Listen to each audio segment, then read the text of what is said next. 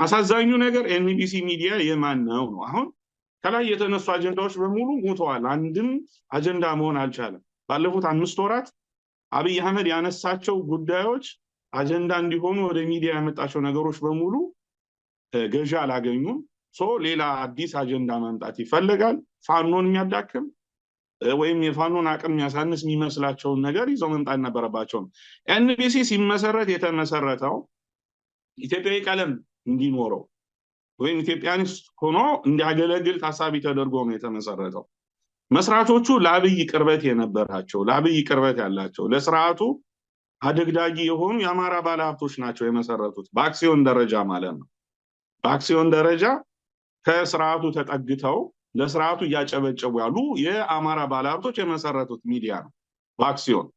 ኋላ ላይ ግን ምን ሆነ?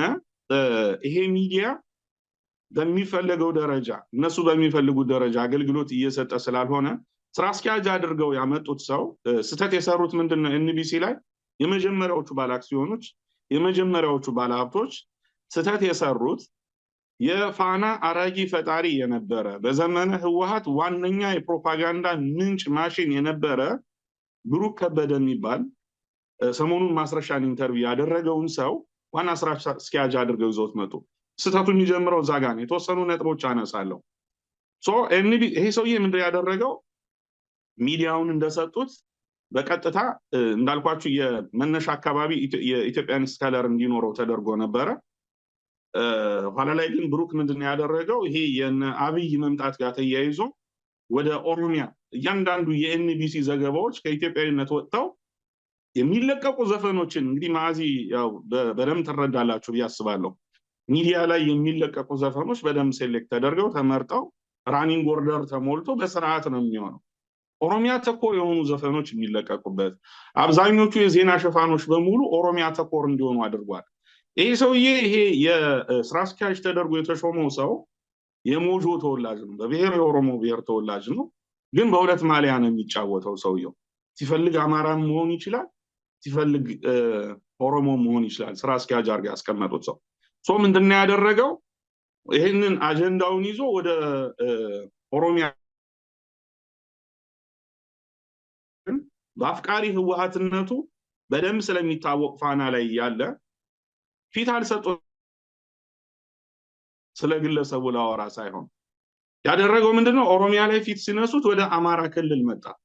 ወደ አማራ ክልል መጣ። እኔ አማራ ነኝ በሚል ማሊያ የናረጋ ከበደን ኮሚኒኬት ማድረግ ጀመረ። እዚህ የክልሉን ሰዎች በሰዓቱ ምንድነው የሆነው? የመጀመሪያዎቹ ባለአክሲዮኖች የመጀመሪያዎቹን አማራዎች ፋኖ ጋር ግንኙነት አላቸው በሚል ከአክሲዮኑ ተገፍተው እንዲወጡ አደረገ። ያው ፋኖ በጣም ለአማራ ባለሀብት በተለይ ለአብይ ጥገኛ ባለሀብቶች አዲስ አበባ ያሉ የስርዓቱ አሸርጋጅ የሆኑ ባለሀብቶች የፋኖ የሚለው ስም እንዲነሳ አይፈልጉም። ሲፈልጉም ደግሞ አደራዳሪ ሆነው ከጀርባ ፋኖች ጋር ስልክ የሚደውሉ ሰዎች ናቸው። እጅ ስጡ የሚሉ ሰዎች ናቸው። አብይ ጋር እናስታርቃችሁ የሚሉ ባለሀብቶች ናቸው። እነዚህ ባለሀብቶች አብይ ፊት ሞገስ ለማግኘት የሚንደፋደፉ እንጂ አብይን ጠላት ማድረግ የሚፈልጉ ሰዎች አይደሉም። እና ፋኖ ናችሁ የሚል በድሮ ጊዜ ግንቦት 7 የሚል ማሸማቀቂያ እንደነበረው ማለት ነው። እከሌ ግንቦት 7 ጋር ግንኙነት አለው እንደሚባለው አሁን ዋነኛው ማጥቂያ ዋነኛው ማሸማቀቂያ ፋኖ ነህ የሚል ነው። እና ባለሀብቶቹን ፋኖ ናችሁ የሚል ታርጋ ብሩክ ስለለጠፈባቸው ባለሀብቶቹ ጋር ቀድሞ የሰራው እንትን ከስርዓቱ ቅርብ እንደሆነ እሱ የሽመልስ አብዲሳ የቅርብ ሰው ለአብይ ቅርብ በዳንኤል ክብረት በኩል ቅርብ እንደሆነ ፕሮፓጋንዳ ባለሀብቶቹ ላይ ስለረጨ ይሄ የኤንቢሲ ዋና ስራ አስኪያጅ ትናንት ማስረሻን ኢንተርቪው ያደረገው ሰው የስርዓቱ ዋነኛ ሰው ነው በሚል የባለሀብቶቹ አክሴፕት ስላደረጉት ፈርተው ወጥተዋል ጥለውለት ሚዲያው። ቀጥሎ ያደረገው ምንድነው? ሚዲያው በጥረት ኮርፖሬት ስር እንዲሆን ተደርጓል። በአማራ ክልል ያሉ የልማት ድርጅቶች አሉ፣ እዛ የሚንቀሳቀሱ የአማራ ገበሬን የሚቦጠቡጡ የአማራ ህዝብን በአማራ ህዝብ ደም እየደለቡ ያሉ የልማት ድርጅቶች አሉ። አብዛኞቹ በጥረት ኮርፖሬት ስር ነው ያሉት። ጥረት ኮርፖሬት ይህን ሚዲያ እንዲያስተዳድረው ተደርጓል ነው ባጭሩ። ጥረት ኮርፖሬት የሚዲያ የኤፈርት የህወሓቶች እንደሆነው ሁሉ የአብዛኛው ሰው እንደሚረዳው ጥረት የብአዴኖች ንብረት ነው እና በእጅ አዙር ብአዴን የሚያስተዳድረው ሚዲያ ነው ማለት ነው ይሄ።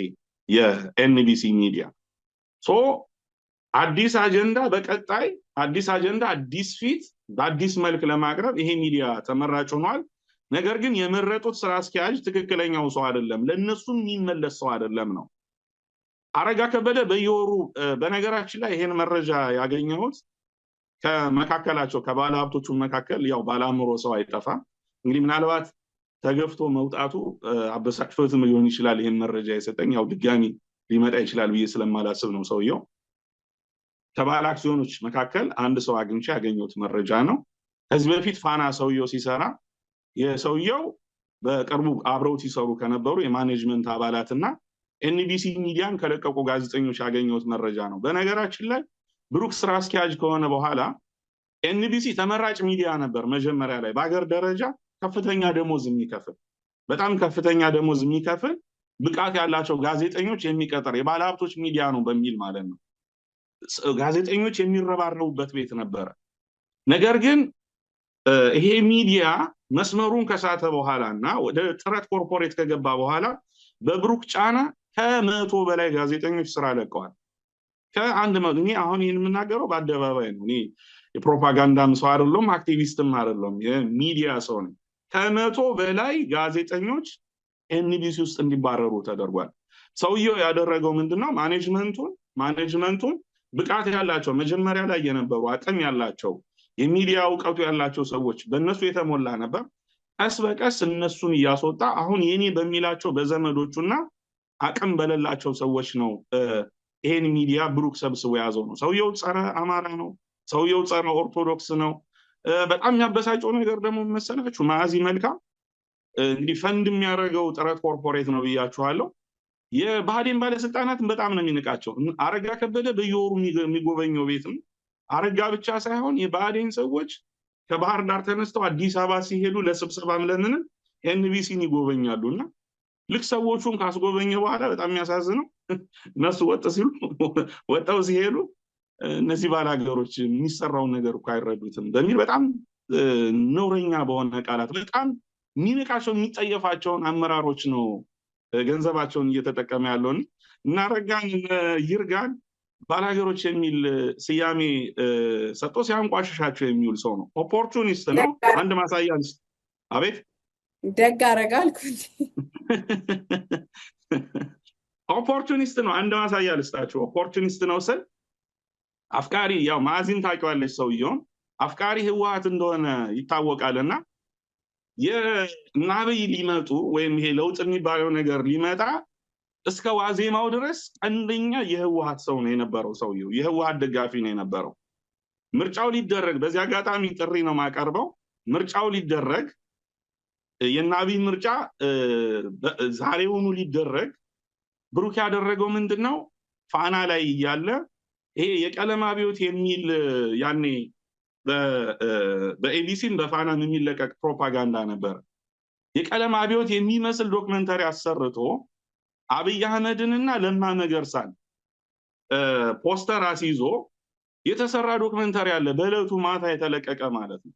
እና አብይ አህመድ እነ ለማ መገርሳ ምርጫ እያደረጉ እንግዲህ ብዙዎቻችን ይሄን ፕሮግራም የሚከታተል ሰው እንደሚያስታውሰው ህወሓት በሽፈራው ሽጉጤ በኩል ነው ለመምጣት ጥረት ያደርግ የነበረው።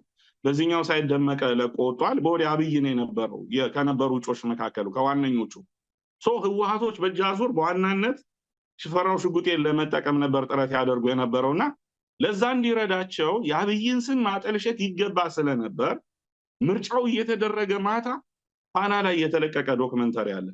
አብይና ለማ ፖስተር ይዘው የቀለም አብዮት የሚመስል እየቀሰቀሱ እንደሆነ እነሱን የሚያጥላላ ዶክመንተሪ ተለቋል።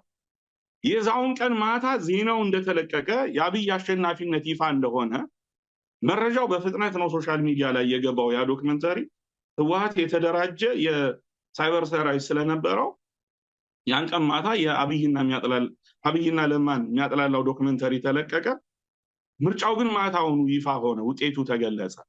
በማግስቱ የተደረገው ምንድነው? ኢንሳ ውስጥ ያሉ የህወሓት ኔትወርኩ ገና ስላልተበጠሰ ሙሉ በሙሉ ዶክመንተሪው ከሶሻል ሚዲያ እንዲጠፋ ተደረገ። በዚህ አጋጣሚ ጥሪ ማቀርበው ያ ዶክመንተሪ እንደው በአጋጣሚ ለታሪክ ያስቀረው ሰው ካለ እንደሆነ ቢልክልን ወረታ ሁሉ ከፍላለሁ ሆነ ለመናገር ብሩክ ከበደ የሰራው ፋና የለቀቀው ምርጫው እየተደረገ አብይና ለማን የቀለም አብዮት ቀስቃሾች እንደሆኑ የሚገልጽ ዶክመንተሪ ያን ቀን ማታ ተለቋል በፋና። በማግስቱ አሁን ሶሻል ሚዲያ ላይ ቢፈለግ የለም። ማታ እኔ ብዙ ሰርች ለማድረግ ሞክሬ ነበረ ዩቲዩብ፣ ፌስቡክ ባሉ ፕላትፎርሞች በሙሉ ላገኘው አልቻልኩም። አጠፍተውታል ይሄን ቪዲዮ ነውና ምንድነው የሆነው? ልክ አብይ እንደተሾመ የህወሓት ጃኬቱን አውልቆ ሙሉ በሙሉ ወደ አብይ አህመድ የሞጆ ልጅነቱን ተጠቅሞ የኦሮሞ ብሔር ተወላጅነቱን ተጠቅሞ ወደ አብይ አህመድ ካምፕ ነው የገባው።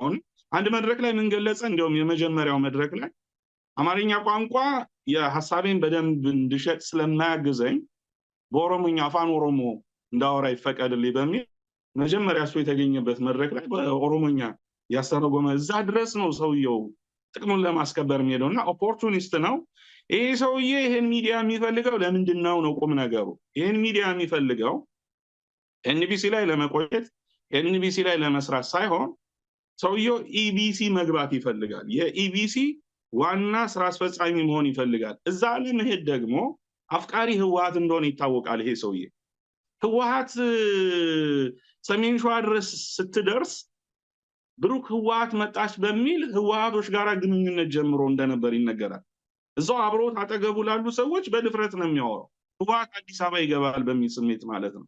እዛ ድረስ የህወሓት ፍቅር ያለው የቆየ የነበረ ፍቅር ያለው ነው።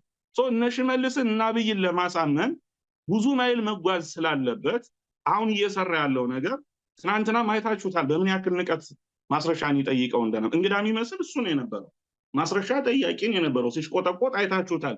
እንዲህ የመሽኮርመም አይነት ነገር ነው ማስረሻ ያሳየ ነበረው። እና ዓላማው ምንድነው? እና አብይን ለማሳመን እነ ሽመልስን ለማሳመን የኤቢሲ ዋና ሰው ለመሆን ሰዎቹ እነ ሽመልስ ስለማያምኑት ብዙ ማይል መሄድ ስላለበት ኤንቢሲ ላይ መነሻው በአማራ ባለሀብቶች ገንዘብ የተመሰረተ አሁን ደግሞ ጥረ ኮርፖሬት የአማራን ገበሬ እየበዘበዘ በሰበሰበው ገንዘብ ያስቀጠለው ሚዲያ ነውና ብሩክ ዋና ሰው ሆኖ የኢቢሲ ላይ ለመቀመጥ እዚህ ጋር ትልልቅ የእጅ መንሻ ለአብይ ማቅረብ መቻል አለበትና ያንን ነው አሁን እየሰራ ያለው፣ ያንን ነው እያደረገ ያለው። ማስረሻ እዚህ ሚዲያ ላይ እንዲቀርብ የተደረገው ትኩረት ለመሳብ አዲስ የሚዲያ ፕላትፎርም ወደ ህዝቡ ለማስተዋወቅና ወደ ኢትዮጵያ ፖለቲካ ለማምጣት የተደረገው ነው። ምናልባት ለዚህ መድረክ ይመጥናል አይመጥንም አላውቅም። ሰውየው በደንብ አጀንዳ ላይ ጎበዝ እንደሆነ ሰምቻለሁ። አጀንዳ ክሬት ማድረግ ይሄ አጠቃላይ አሁን ያለውን የሚዲያ ፕላትፎርም እና አብይ አህመድ የሚመሩት እነ ዳንኤል ክብረት የሚያስተባብሩትን የሚዲያ ፕላትፎርም ዋነኛ አጀንዳ አርቃቂው ብሩክ እንደሆነ ሰምቻለሁ። እንግዲህ የተቋም ስራ አስኪያጁ ነው። እስቲ ላፕቶፕ የሚጠቀም ሰው አይደለም ሰውየው፣ በእጅ ጽሁፍ ነው የሚጠቀመው ሰውየው። የሆኑ አጀንዳዎች ሲኖሩ ጋዜጠኛ ጎትቶ ላፕቶፕ ከፍቶ ጻፉልኝ የሚያስብል እዛ ድረስ ለቴክኖሎጂውን ቅርብ ያልሆነ ግን አቅም ያለው አጀንዳ ክሬት ማድረግ የሚችል ሰው ነው። አሁን ማስረሻን ይዞብን መጥቶ የትናንት ወያኔን ሲላላክበት በነበረ አንደበቱ ዋነኛ የወያኔ ሰው በነበረበት ገጽታው ያለ መቀየር በሚል እንግዲህ ኦህዴዶችን ለማሳመን ነው። የመጨረሻው ነጥቤ ኤንቢሲ ሚዲያ ኦዲት ቢደረግ የገንዘብ ጉድለት ብቻ ሳይሆን ወንጀል የሚገኝበት ሚዲያ ነው። በዚህ ስራ አስኪያጅ ስር የገንዘብ ብክነት ብቻ ሳይሆን ትልልቅ ወንጀሎች ተሰርተዋል እና ኦዲት ተደርጎ ያውቅም። እና አረጋ ከበደ ሄደው ኮሚኒኬት የሚያደርጉት ይህን ስራ አስኪያጁን ብቻ ነው። ሌላ ሰው እንዲያናግሩ አይፈቅድም። አጠገቡ እሱ እንዲከታተሉ የተመደቡት እንደነ ዶክተር መንገሻ አይነት የክልሉ የድሮ ኮሚኒኬሽን ሰዎች እነሱን ፌደራል አስገባችኋለሁ ባለኝ ኔትወርክ በእነ ዳንኤል ክብረት በኩል አዲስ አበባ ቦታ አሰጣችኋለሁ፣ ሹመት አሰጣችኋለሁ በሚል ጠፍንጎ የያዛቸው ሰዎች አሉና በወንጀልም የተጨማለቀ ቤት ነው። ባጭሩ ብሩክ አሁን ማኔጅመንቱን በራሱ ሰዎች ጠፍንጎ ይዟል። ዳዲ ያሉ የሚጠሩት የማኔጅመንት አባላት ነው አጠገቡ ያሉትና አብዛኞቹ ዘመዶቹ ናቸው። አስፈላጊ ከሆነ ይፋ ማድረግ ይቻላል። ግን ከአክሲዮን መስራቹ ባለሀብት የደረሰኝ መረጃ ብዙ ቢሆንም ለአሁን ሰዓት ስለገፋው እዚህ ጋር ላብቃ። ኤንቢሲ ሚዲያ በወንጀል የተጨማለቀ ኦዲት ቢደረግ ውስጡ ቢፈተሽ ብዙ ጉድ ያለበት ሚዲያ ነው። አሁን በአማራ ፖለቲካ ፊት አውራሪ ሆኖ ለመምጣት ጥረት እያደረገ ያለው እዚህ ጋር ላብቃ። መልካም آه